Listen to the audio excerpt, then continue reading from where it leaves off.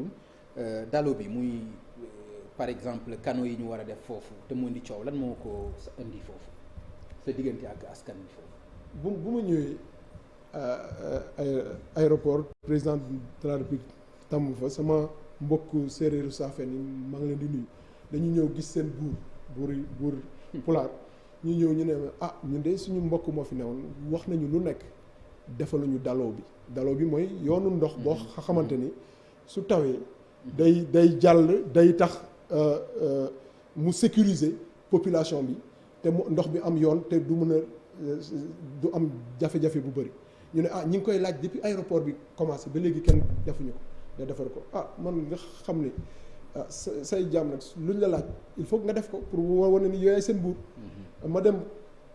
négocier ak sama conseil d'administration ñu validel ma un programme de 800 millions pour ma def dalo bi ñu commencé dalo bi ñu gis ni on l'avait prévu sur 1 kilomètre mais pour ñu liggéey bu baax bi il faut que mu dem 1 kilomètre 500 ma ñëwaat ci sama conseil d'administration ñu yokkal ma ba 1 milliard 700 ñu tàmbali liggéey bi bu ñu tàmbalee liggéey bi population yi ñëw ñu ne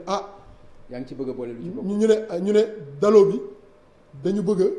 auto yi di fa jaar parce que canal la dañu bëgg mu fermer ba pare auto yi camions yi parce que ñun foofu mooy suñu yoon fekk ñun ci conception technique bi dañu ne dalo bu mel noonu prévoir uñ ko non dañ ko couvrir mais dalo carrossable mooy auto di fa mën a jaar ak dalo boo xam ne da nga koy tëj auto du fa jaar c'est pas la même conception technique te c'est pas les mêmes coûts d'exploitation future parce que soo nee dalo bi auto bu 20 tonnes moo fa mën a jaar. léegi ci lan moo ci indi coow ba ñoom. léegi coow ñoom lu ñu bëgg ñu ne ñoom dañu bëgg en plus de dalo bi mu nekk une revendication légitime en plus de dalo bu ñu defar noonu comme foofu c'est une voie principale dañu bëgg mu nekk une voie de circulation pour la mobilité de Diass muy nekk revendication bu normal moo tax bu ñu ko waxee ma wax sama équipe bi comme dalo bi c'est central proposez-moi une étude technique pour que mu am des voies latérales pour gérer la mobilité au sein du village de Diass mais projet bi man ingénieur des ponts et chaussées la du ma ñëw rek commencer tabax damay def conception technique càmbar ko xool ko ñëw présenter ko population bi balaa ma koy exécuter ma nekk ci processus ma nekk ci processus boobu xaaral ma nekk aussi dafa yéex ma nekk ci mais xam nga le temps de l'ingénierie là c'est pas le temps de comme ça donc le temps de l'ingénierie il faut le prendre ma def loolu balaa may pare population bi gars yi ñu manipuler leen ba ñu ñëw ñu indi foofu jafe sax man leen kon de taxaw leen parce que man lu ma indi fii du lii sama jaamu séeréer yi ñëw ñu wax ak man ma si taxaw loo xam ne keneen taxaw si woon AIBD di si taxaw dans le cadre de sa fondation et de la responsabilité sociétale seen bëgg-bëgg li ñu bëgg c'est une revendication légitime ma ne leen taxaw leen man fan yi dinaa leen rencontrer ma expliquer leen techniquement quelle est la solution technique boo xam ne dina permettre seen bëgg-bëgg ñu am ko mooy la mobilité yoon yooyu ñu def ko ñu jàmm ñu liggéey. parce que loolu promettre nga leen ko mais ci yan délai aussi. non conception bi pare nañ ci valider naa ko semaine prochaine semaine bi lañ ma bëggoon gis mais avec mon emploi de temps chargé mënuma leen gis semaine prochaine incha allah dinaa daje ak ñoom expliquer leen samay dëkkandoo ñu ñoo nekk non sama emploi du temps ak sama emploi du temps politique emploi du temps. ok non mais le emploi du temps kay gis nañ ko politique la accepté ko rek après. loolu pourquoi yow nga bëgg a tooñ non pas loolu. man maa ngi bureau ba minuit tous les jours yow nga ne sama emploi de temps politique pourquoi yow nga bëgg a tooñ minuit 1 heure du matin gars yi ñi ngi may gis aéroport mais bay tooñ. alors Doudou dégg naa li nga wax yëpp ci Baldé mais suba bu ñu déggee mu wax ak président ñu neexoo juboo doo ci am. mais lan la wax dama woote ni mu ñëwaat à la raison lu mu wax baal naa ko parce que dafa meram. parce que man ci presse bi ma gis. dégg naa ni wax am na ci seen diggante moom ak président. mais loolu man li ma gis dans la presse. waaw kan ma ko wax loolu man ma ko wax. non man maa la wax. ne la li ma gis. dafa ñoom ak président dañuy waxante. Ablaye Balde ak président. waaw mais loolu léegi loo bëgg a. non dama li ma bëgg a wax mooy. sax da nga nekk trop ci défensif. non nag ma si défensif. si non yow da nga may bëgg a wax loolu loo xam ne man fekkee wu. non mais wax loolu mais damay mandu. xam naa ni boo yëgul dama lay informer. waaw damay mandu waaw informer ma ko. voilà waaw léegi wax ban wax moo am. non dama dégg nga ne amul bilan Balde nangam. ma ne la mais non bilan bu mu am ñoom ak Macky Sall ñoo ko bokk. waaw léegi donc si campagne bi jibee su waxee bu mu wax benn bilan su waxee benn bilan ñun même bilan bi lay jël taf ko ne ko ñun ñoo ko bokk. candidat Macky Sall Benno Bokk Yaakaar man ak ñun ak ñoom ñoo bokk bilan ba Balde lenn la def muy mairie muy benn rond point mu def fa benn statut picc moo fa nekk xaw ma benn hirondelle xaw ma loolu mooy loo xam ne. ci 2 milliards de budget oui mais man conseil municipal la bu ma njëkkee ñëw. tey xoolal li ngay wax ni dafa waaw déglu ma la xoolal 2 milliards de budget Seydou Sané benn rond point la fa xoolal Seydou Sané xam nga moom mooy premier maire adjoint instant bi moom ma doon gérer mairie na ñëwal invité ko nga laaj ko fi Seydou Sané bu ma ñëwee premier conseil municipal man financier la dama gis budget 2 milliards gis ni 1 milliard 800 c'est des paiements de salaire ak de charge 200 millions d'investissement man leen yéen ni ngeen di gérer mairie 200 millions par an ñu ne woy xam nga militants yi fa xaw ma lan dugg fi mais donc vraiment xam nga ni 200 millions mënuñu si liggéey dëkk suñu amee ay investissement 5 milliards 6 milliards 7 milliards 10 milliards c'est président Macky Sall moo si jàpp ak état bi donc loolu moo tax ma ne su waxee bilan dinaa ko wax mu wax ma benn investissement bu dul picc bu mu def noonu si rond point bi xam nga hirondelle boo xam ne président état bi dugalu si xaalis donc moom amul bilan donc moo tax ma ne moom na ñëw si kaw bàyyi ñu ñun ndaw yi man ak Sonko mu ne dafa bëgg ñëw non nañu bàyyi ñun y a une nouvelle génération qui arrive. Doudou élection locale yi moom indi na coow parce que dégg nañu ñu ne Mahmoud Saleh lii la wax Yakham Mbaye lii la wax ci biir wax ji yëpp liñ ci dégg mooy élection locale yi ay élection la yoo xam ni buñ ci génnee ci la ñuy xam ndax candidat Macky Sall dina mën a briguer 3e mandat am déet ndax jàpp nga ni élection locale yi noonu la demee pour préparer seen 3e mandat la. pourquoi yow ñi ngi wax fii depuis ñaata temps xaw ma si ñaata temps la ñuy wax est-ce que dugal naa fi loo xam ne élection gox la ñu wax dëggoo ma ne la élection locale yi élection gox la xam nga dama toog sama koñ si benn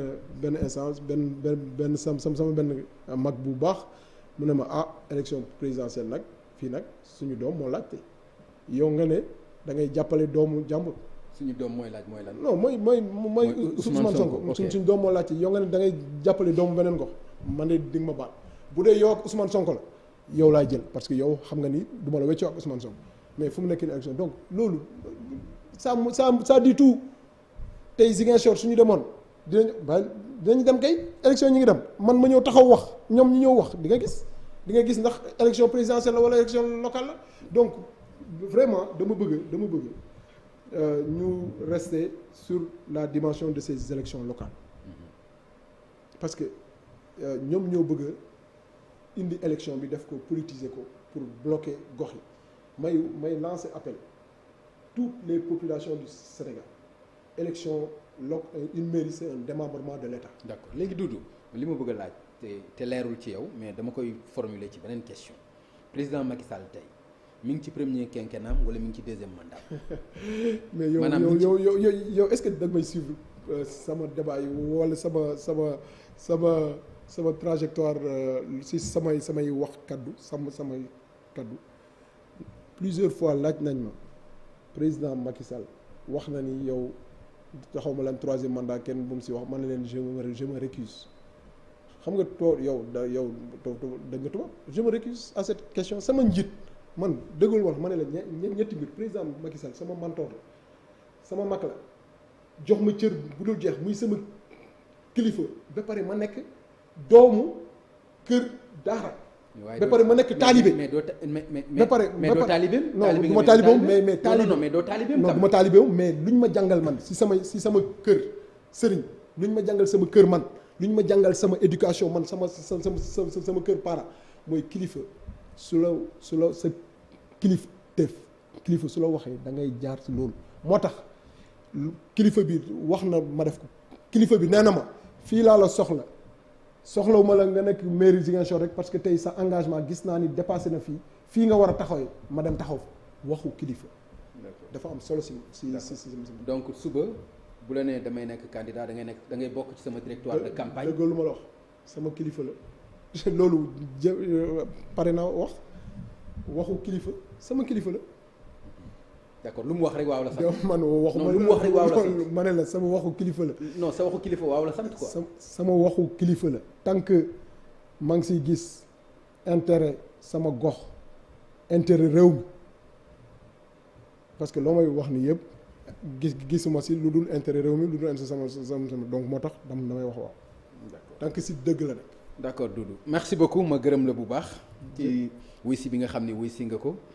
di la ci remercier parce que xam naa ni xëy na yombul woon vraiment nga fonk sa kàddu aussi tax nga am ci taxawaay bu am solo loolu am na solo aussi ñu seedeel ko ñi nga xam ne ñoo ñuy seetaan di wane ni aussi nit ku am kàddu nga wax dëgg yàlla parce que loolu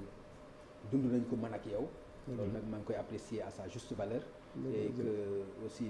wax dëgg yàlla xëy na miinante bi demewul noonu trop mais gis naa ni ku am constance nga ku am loo gëm nga ku am loo bëgg nga. jërëjëf loolu itam mën nañ ko apprécier wax dëgg yàlla. donc du ñu def rek du dul ñaanal la yéene bi nga xam ne am nga ko bu fekkente ni moo gën ci waa Ziguinchor yàlla na la may ci ndam. bu gënul ci waa Ziguinchor aussi ñu bàyyi ko ñi nga xam ni. noonu la ko yàlla tudde. jërëjëf maa ngi lay sant Pape si invitation boo ma invité wax nga ko c'était une émission programmée depuis quelques semaines. donc ma la si gërëm parce que mënoon na nekk. keneen di la wax mbégte bu ma am ñëw fii di échanger ak yow ñun ñoo bokk génération ñoo bokk réew mi dafa am solo ñu waxtaanee réew mi ñun on est des hommes publics dañu am un devoir d'explication de redevabilité di woote sama militants yi Casamance yi yëpp ak Ndoukoumane ak ñëpp pour que ñu dal xam ni fu ma newoon dëmb tey lay rawaat sama tànk fu mu newoon dëmb tey lay gën a taxaw ñu xam ni cër bu ma président de la République joxoon dëmb tey la gën a yokk donc ma leen di ñaan au calme ñu jublu si liggéey bu ñu président sant parce que su ma mënee dara ñoom ñoo tax muy waa Ndoukoumane muy waa Ziguinchor muy waa Bignona muy waa Oussouye muy ñëpp ñoo xam ne muy waa Sédhiou waa Goudomp ñëpp ñoo xam ne président de la République gis na fa sama taxawaay si bu ñu doon def yëpp dañuy dem ay commune yu Goudomp ñu ne kii c'est un homme de Doudou Ka ñu dem commune de Bignona ñu ne kii c'est un homme de donc taxawaay boobu moo tax président de la République tabb ma lu ma tabb donc vraiment dama bëgg ñu dalaat ñëwaat xam naa ni nag c'est normal bëgg yéene yaakaar mën na indilu nag seen armi mais je crois que comme ni ñu ko daan defee rek dinañ ma jàppale ànd ak man parce que du intérêt suñu man sama intérêt moo am importance intérêt suñu gox yi moo am importance donc te intérêt réew mi développement réew mi mooy suñu di la gërëm di la sant. jërëjëf Doudou Ka moo nekkoon tey